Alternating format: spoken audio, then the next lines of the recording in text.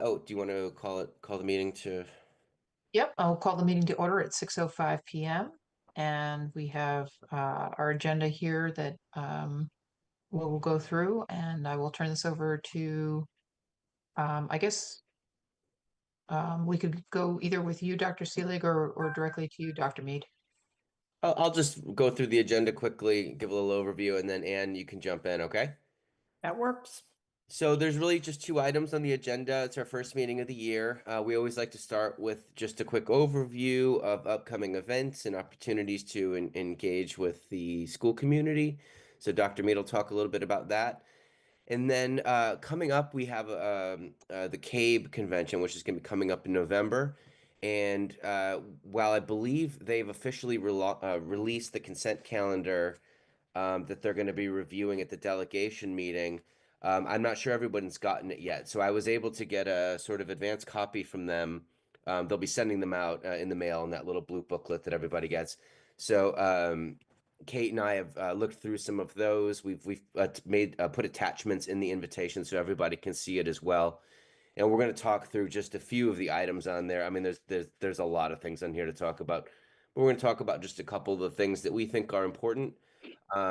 And everyone will be able to look at the document, and we start just aligning our collective compasses here, so that when we go into the delegation meeting, we all have our sense of what we want to push for, and then carry that over into the legislative session. So, Anne, go ahead. Let's. What do we got coming up? Sure. So I'll be glad to start you off. So we have a really busy fall starting around our farm to school initiatives and items like that. This Saturday starts off the Connecticut Grown for Connecticut Kids Week. So we will be out at the farmers market here in Danbury with our Danbury High School team. Brian Turner, the head of culinary there, is going to bring out some chefs that are going to work with our Yukon partners and build some really cool stuff. There'll be a scavenger hunt for students to, look for the purple vegetable and things like that. And then the entire month of October is Farm to School Month. And so we will be hosting on Saturday, October 18th, the Family University, and it is all aimed at farm to school. There'll be a couple workshops on our gardens that we have at Morris will be one, and the students will be planting winter vegetables to take home and grow in their homes. We'll also be highlighting the Rogers Park Garden and the genesis of that garden from when it started with Bernard Castro. We'll also have internet safety. We have a personal care workshop, messy play for children. I'm going to be doing a pollinator workshop for gardens in our local homes that will support the ecosystems that we need to be able to then raise vegetables, and a couple other workshops. So we're really excited about that. It starts fairly early in the morning at 8:30. Chartwell's our brand new food service. We'll be doing a spread for breakfast, and then a make your own salad, make your own burrito bowl type things like that, really highlighting the fresh fruits and vegetables that we'll have available in October. And excuse me, that's at Yeah. Rogers Park, is that right? Rogers Park, yes, at Rogers Park, yeah. Pardon me, Thank you. and on this Saturday, the farm to school event, where's that going to be held? It's the farmer's market, which is downtown in Danbury at the Green. Oh, okay. Yeah. Yep. So we'll be right up along the side with the Yukon booth, because we're doing food demonstrations there, fresh fruit and vegetable. I think they're doing a salsa, and then they're making some of your own Sazón spices as well. So you try to get away from that salt a little bit by doing a lot of fresh spices and herbs for cooking. The next event that we have is coming up on November 6th. It's an evening event. I don't know where it's being held yet, but it is the next whole convening for the Danbury Collective. So I will share more information when I have that that we can share with you. And then lastly, at Danbury High School, the main campus, the Team Forum is coming up on December 1st. at 5:30 at night. And this is put on by Stand Together, Make a Difference, and it really looks at drug prevention. Danbury Police will be there with all the different types of vaping materials. Certainly, the Board of Ed, if you'd like to have a table there, or at Family University, feel free to come out and have a table there to really be able to interface with the general public. It's a great opportunity to do that. November, of course, is our conferences throughout the district. If you just take a look at the calendar, you'll be able to see that, all those dates. And our office has been super, super busy with orientations for new families right before school started. We ran a couple of new Promise programs and reached over 350 new families to the district, and we've been supporting open houses. Today, we were presenters at the 2025 Family Engagement Conference, statewide conference put on by our state federally funded Family Engagement Resource Center. Conference title was Joy in Action, High Impact Partnerships for Meaningful Learning. And I was joined by Dr. Rick Reusi, my colleague Grace Molina, and Susan Kaboka from the State Department of Ed. And we spoke about strengthening schools through adult education and family literacy programs. And we spoke about the Danbury Family Literacy ESL model.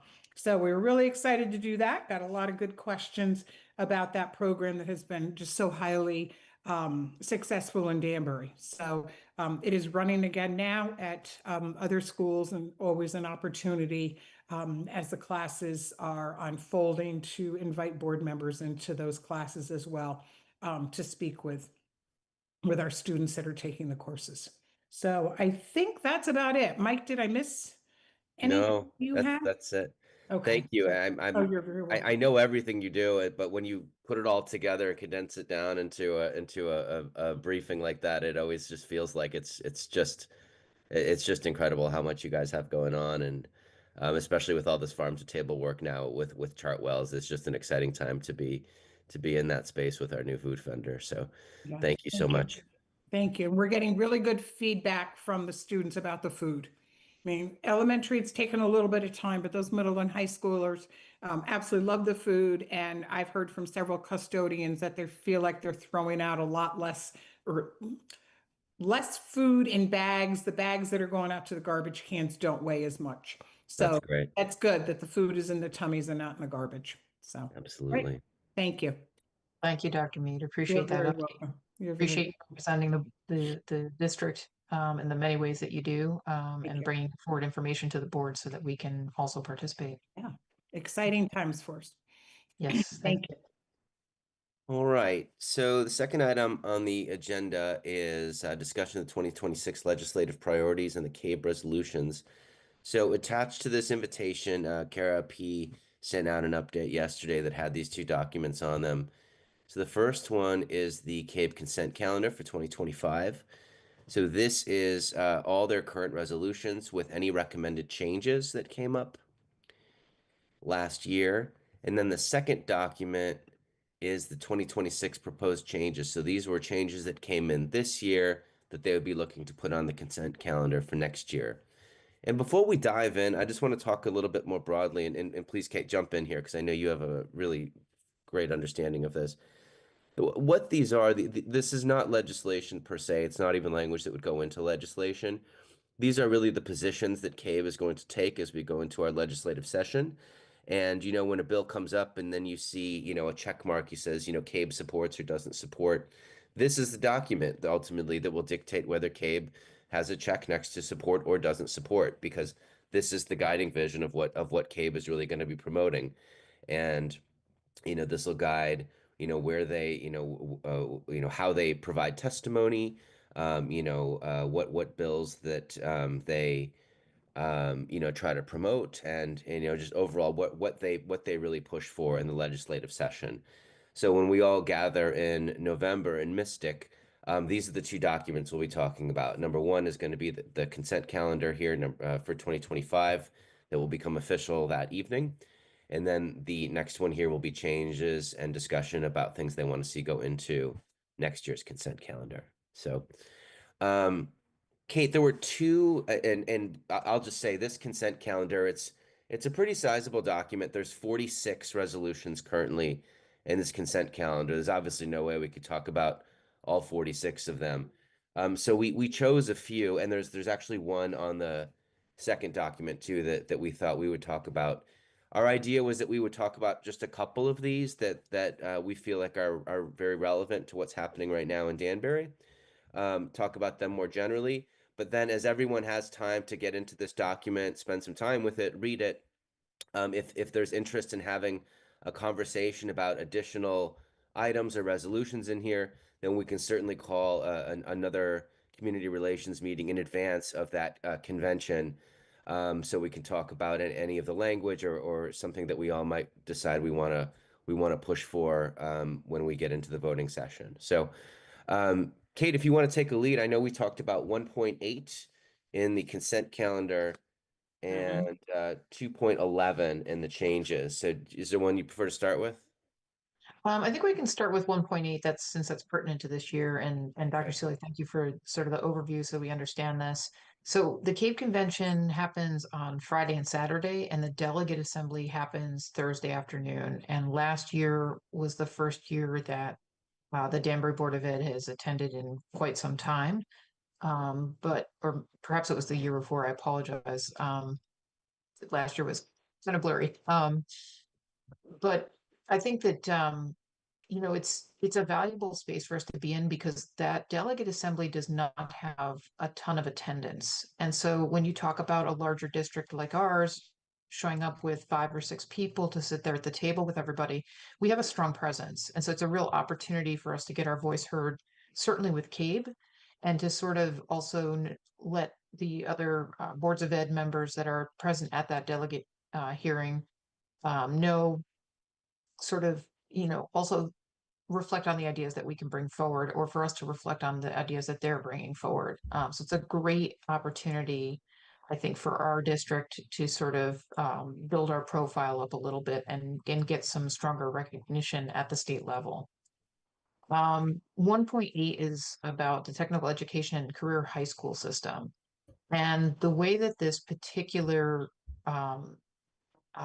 resolution is written, it's talking about primarily the existing technical high school system. So Abbott Tech is one of those schools locally that we have that fall under that umbrella, but there are 17 technical high schools across the state.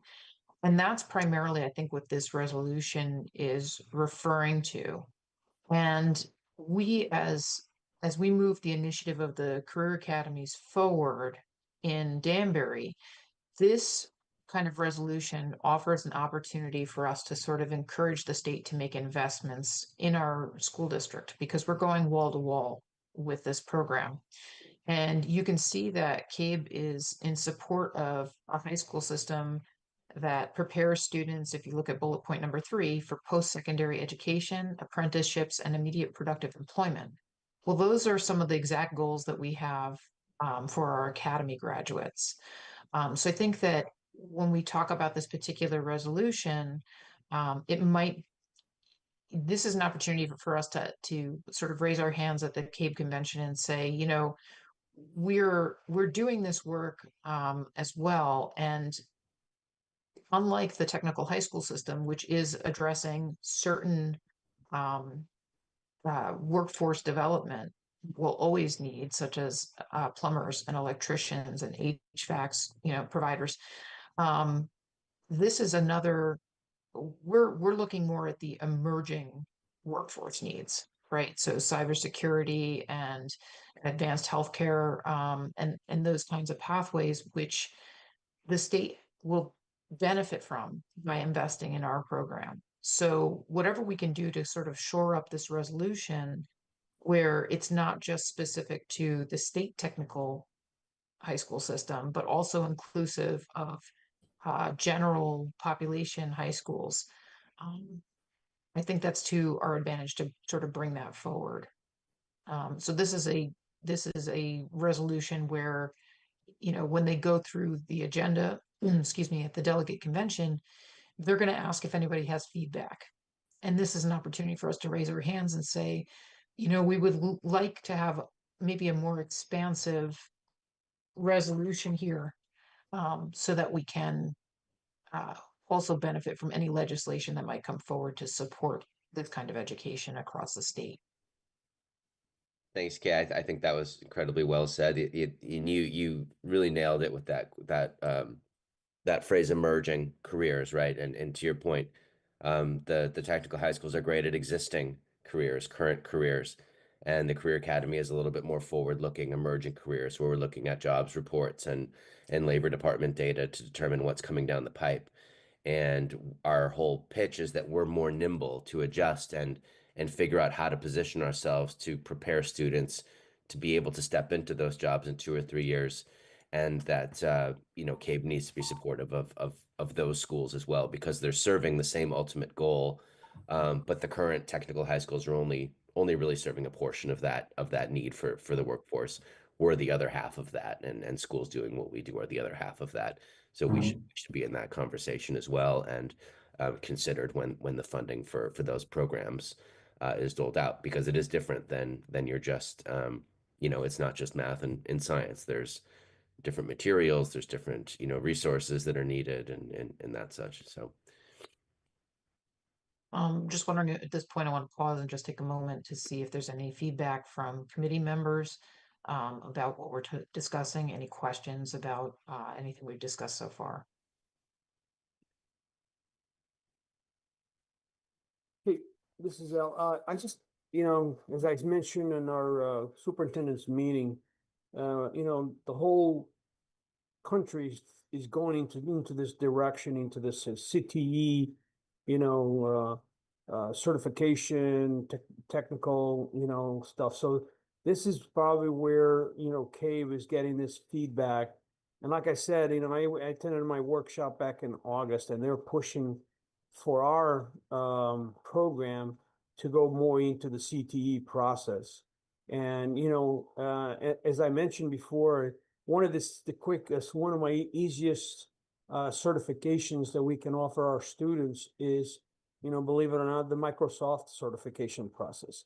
One can say that, oh, I'm good at Word. No, you're not, because we really haven't gone through the whole training and get a certification. So that's something maybe we're looking at to do ourselves. But this supports exactly what I have been seeing and been hearing, and CAVE is got it on. And as I said, we have an advantage to do that. We're a little bit ahead of schedule, and I like that. I think this is the right way to do it.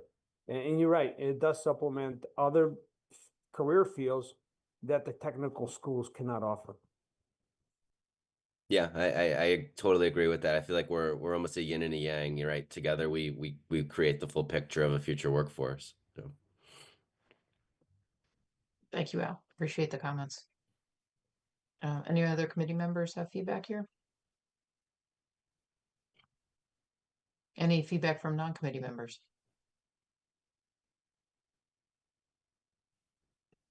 Okay, we will continue. all right, so we're going to move over to the 2026 proposed resolution changes. So these will not be in this coming consent calendar. These would be in next year's consent calendar when we go to CAVE in 26. So this one is 2.1. I'm sorry, 2.11.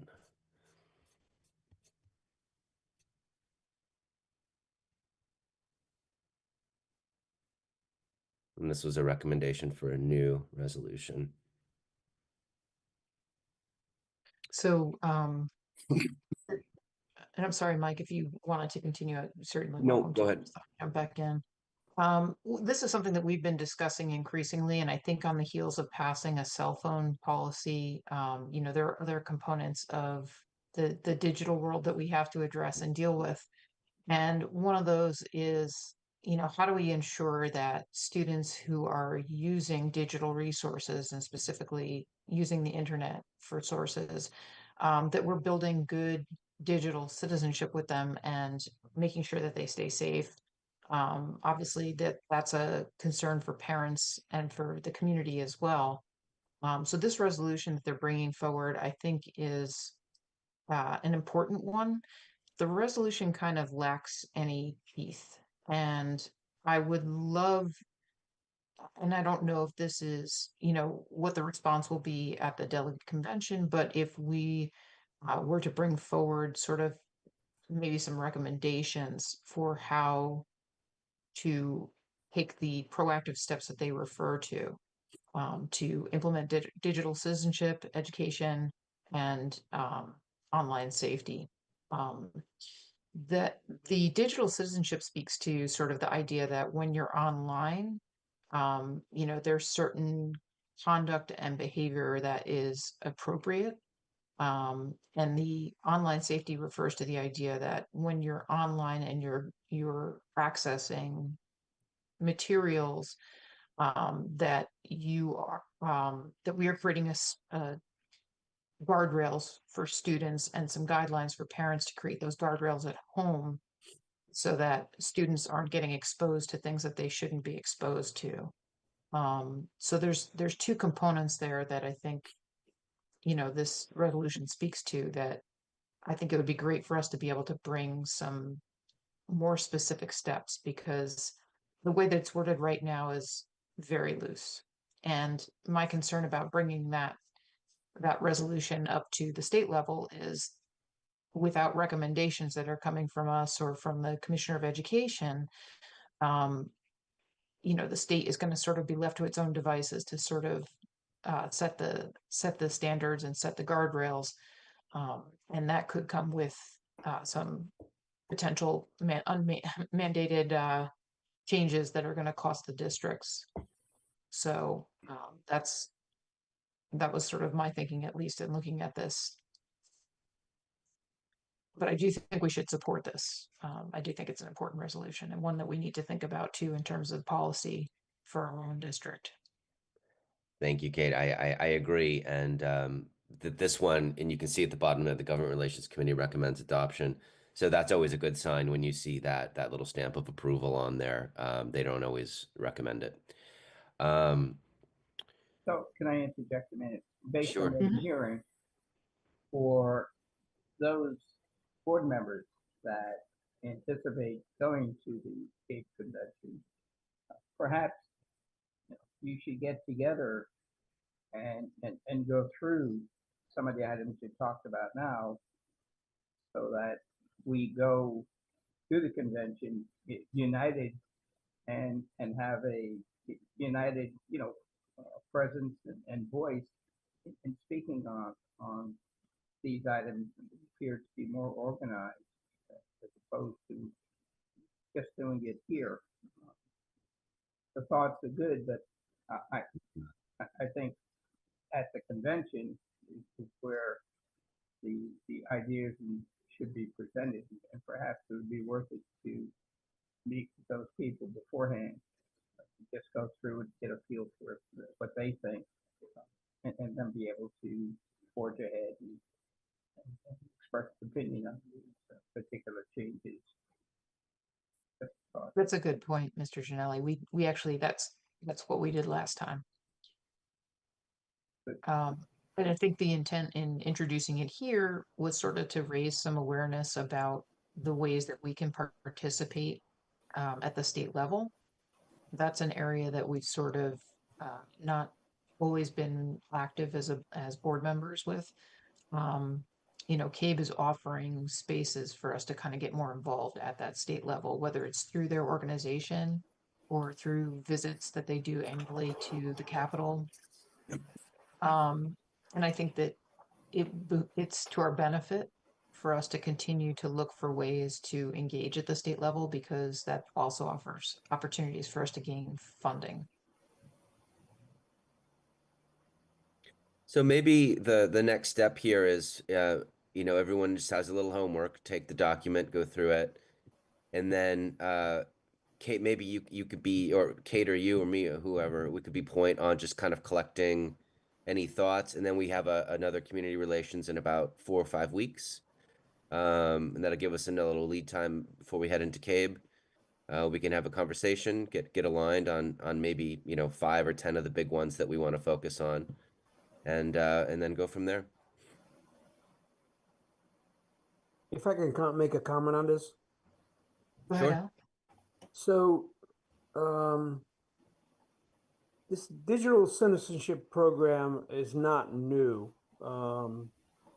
It's been around for a while, and it's really, in my district, it's really depending on the teachers. I, for one, it is one of my teaching points. It's not on my curriculum. It's not anything written down that I have to do this. But I show a quick video, explanation what digital citizenship can damage you when you become an adult. Okay, postings in social media and all that.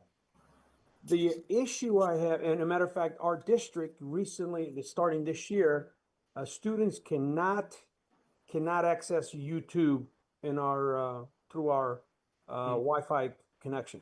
Okay, only teachers can do that. All right, and then, of course, we already know what the problem with the TikTok and all that other stuff. But in reality, my concern is this: it's not about the school; it's about when they're in their private homes and all that. You can preach to the choir, but if the choir is not singing the same song, you're not going to accomplish anything. Okay, I'm in favor of this. It's more of a knowledge learning process, but if the parent doesn't have a buy-in, this is not going to work anywhere. I don't care what policies you have, whatever they adopt, it's not going to work. Okay, I'm going through this right now. In one of my classes where I have a couple students that are getting a little carried away on social media, and I'm taking them one-on-one and kind of educating them what digital citizenship is about. So that's my 2 cents. I think it can work. I think the only way it's going to work is that they're not going to learn it from the parents. So they have to learn it from school. That means we're going to have to put somewhere down the road, possibly into the curriculum, spending a class hour to kind of familiarize them with digital citizenship. It's just my 2 cents at this time. And I agree with Mike. I think we need to do a little research and come back with some recommendations. Thank you, Al. Did anyone else have any feedback on this or questions? I also agree with Al. I also agree with Mr. Janelli. I think when we decide, and I also agree with Mike, because we received these 2 documents today, and everybody else have other things to do, and we didn't. You don't have the time to give it 100%, and maybe those that are not going to the convention, it's not interesting to them. Okay, and those that have gone and then planning to go really need to understand what we are trying to do. And it's not that we have not been a part of this process. This is the first, well, the last year when we participated was the first time that CAVE ever invited us into the process, along with some other things that happened. So I think we need to come up with what we are going to support as a group. And then we support that at the convention. And everybody would be on the same page than saying, well, this one support that. Come back, we can have a brief meeting with comments and what you have scaled down that we want to support, and let the entire committee agree that when we go to the convention, this is what we're going to support. Absolutely, Mrs. Cooper. I think, the intent this evening was to sort of introduce the idea of this. And we just wanted to pick a couple of resolutions that we thought would sort of pique everybody's interest and hopefully get them engaged. And I think that regardless of whether people go to the CAVE convention or not, this stuff is important for everybody as a board member, because this is what the organization that manages that gives a collective voice to the boards of education across the state. This document brings this information forward to the legislature. So I think, our whether we're at that delegate assembly or not, it benefits us to participate as much as we can in shaping what this document looks like and giving feedback to CABE about the document. So, And I agree. but thank you. I appreciate your feedback. And I hope that we can get committee members and the full board to participate with this. Dr. Casimiro, I saw you had your hand up. No, I was just making mention of this, is that, we have, in the past, we have introduced digital citizenship lessons, in schools, and we do value this very much. Particularly has been delivered through our library media specialists, where we've introduced lessons, but it's been more on the, I guess on the offense, really, about how to be a good, what does good digital citizenship look like?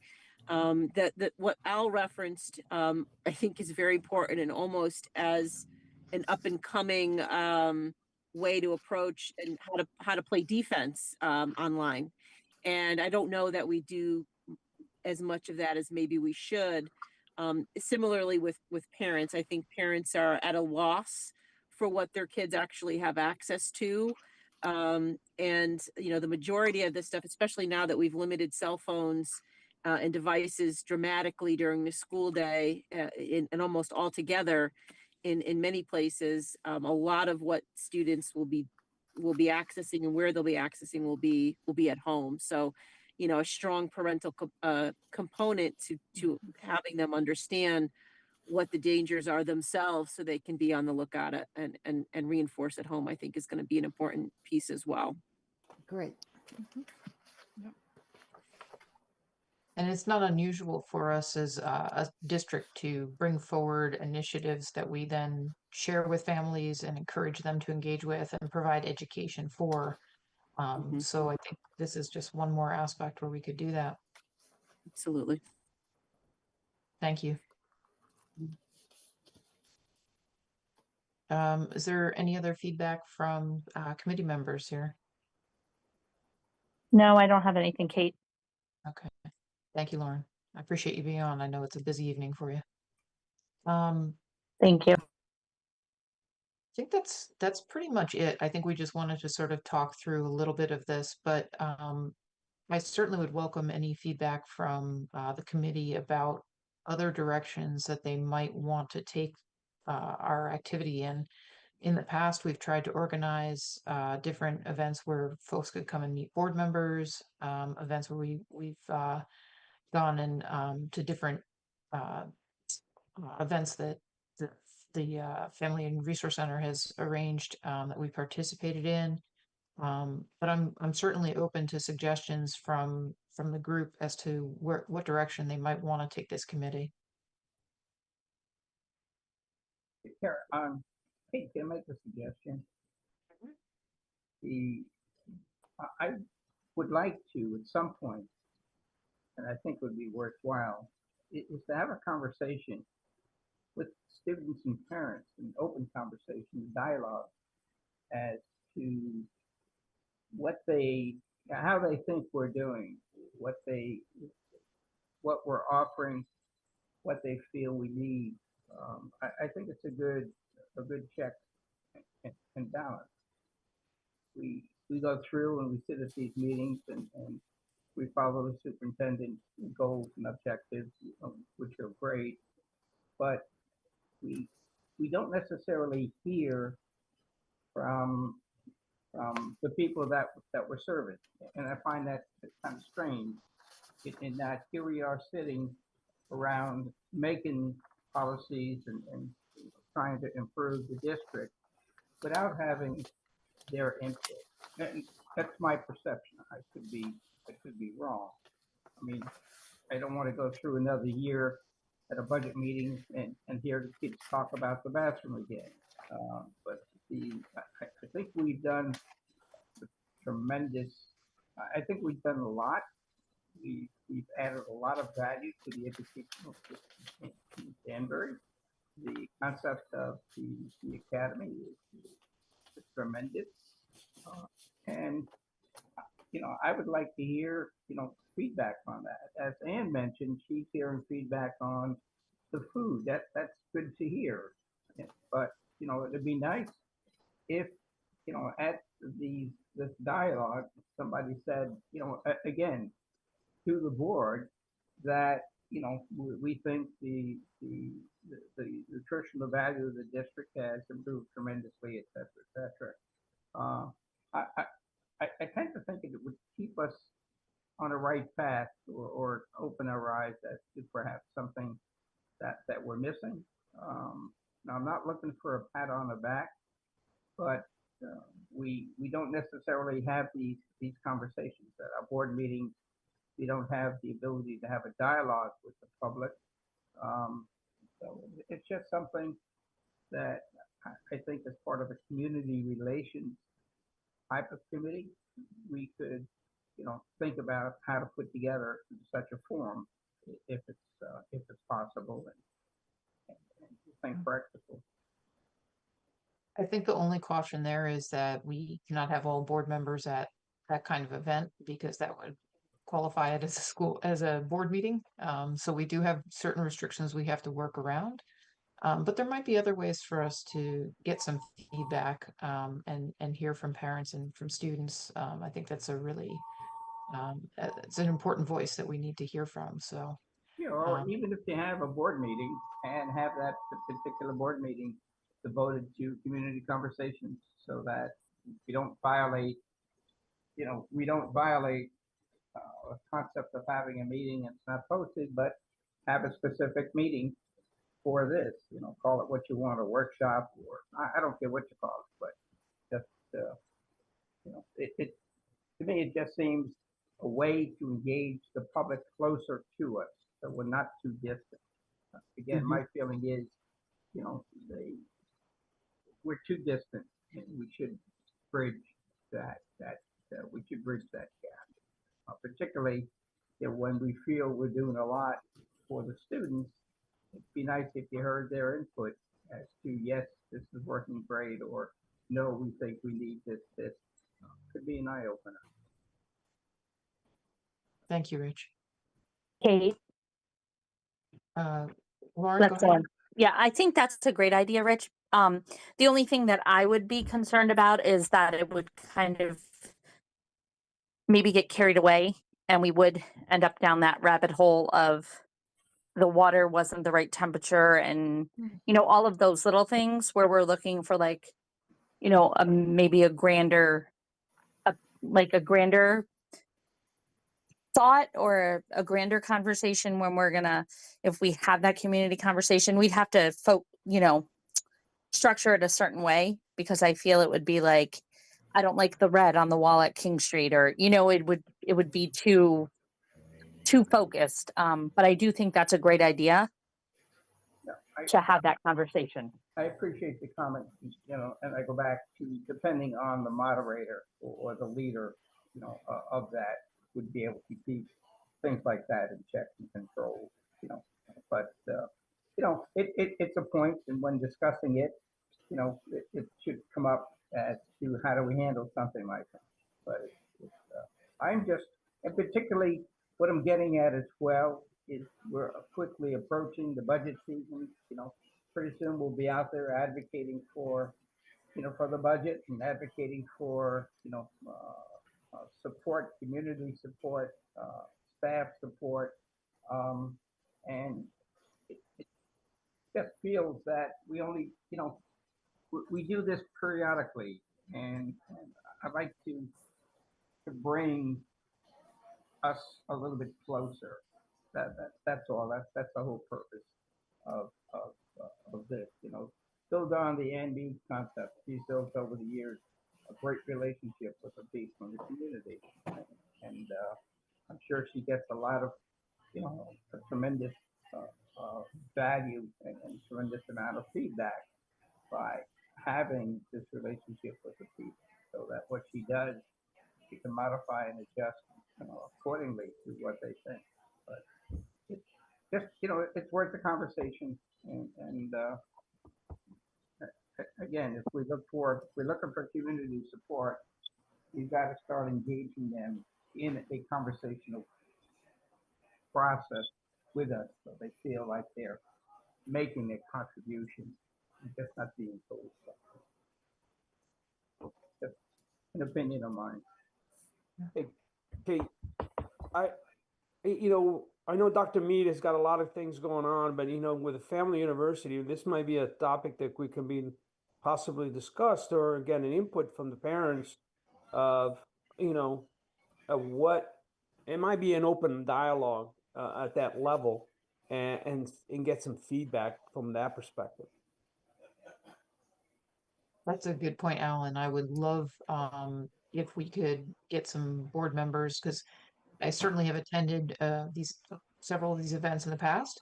And sometimes there are other board members there, and it's really wonderful for the group to have a good representation there.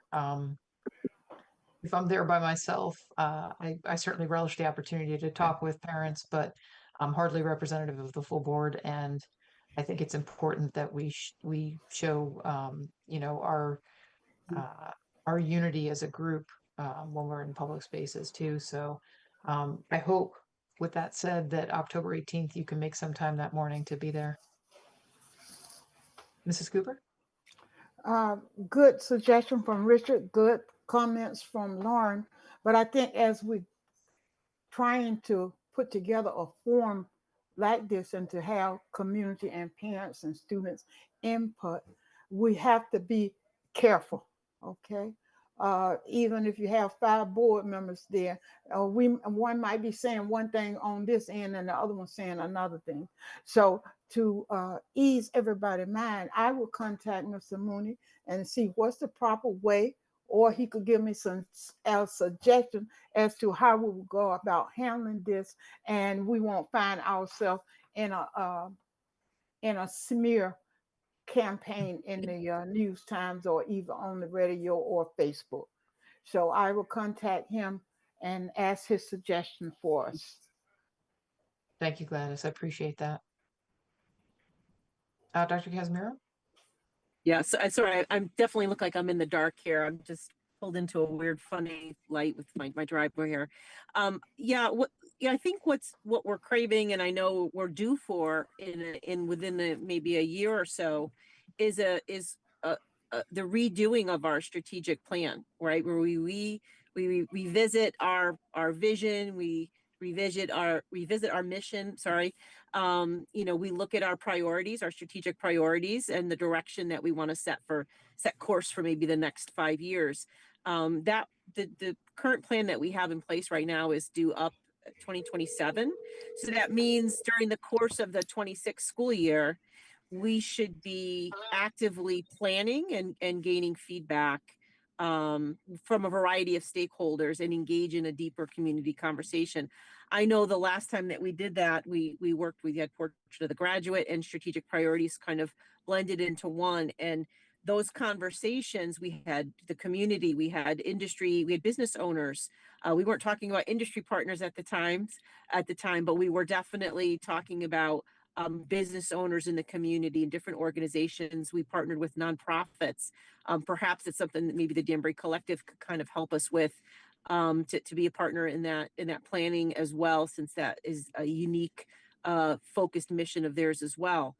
But those conversations that we all engaged in, in a very large room, we broke up, we split board members up and central office strategically at a variety of tables that had a mix of parents and students and community members. And it was wonderful. And those conversations, more so than a survey or even having a kind of a one evening, that happened over a series of planned events.